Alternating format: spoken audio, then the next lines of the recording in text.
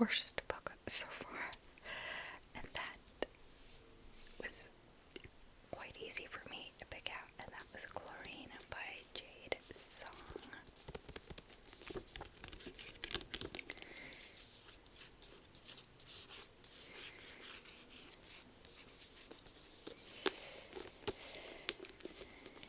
I did not like this book at all. It is about a girl named Ren, who is a swimmer. She's like in high school. She's like a competitive swimmer, and she becomes obsessed with turning into a mermaid. And the author has added that kind of like, I guess, metaphor, if you will, to symbolize like Ren wanting to escape the pressures and pains of societal expectations. So she kind of compared that to her wanting to escape the world and turn into a mermaid. It's supposed to be kind of like a coming of age, exploring sexual identity, and she does talk about like the immigrant experience and stuff like that. But I just really, really did not like it. It was trying so hard. The author was trying so hard to be like literary, and there were large swaths of the book that was like very gratuitous in the descriptions, like kind of very graphic, and I feel like the author was trying to be like controversial or shocking, and it just, I didn't vibe with it. It was just so try hard, very try hard, and I think like it has pretty good reviews from critics and things like that, but for me personally, I just couldn't get with this one.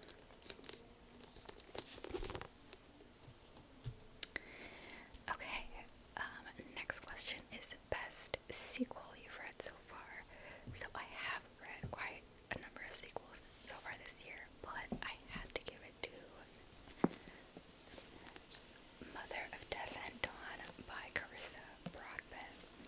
This is book 3, the third and final book in the War of Lost Hearts trilogy. It's a chunker.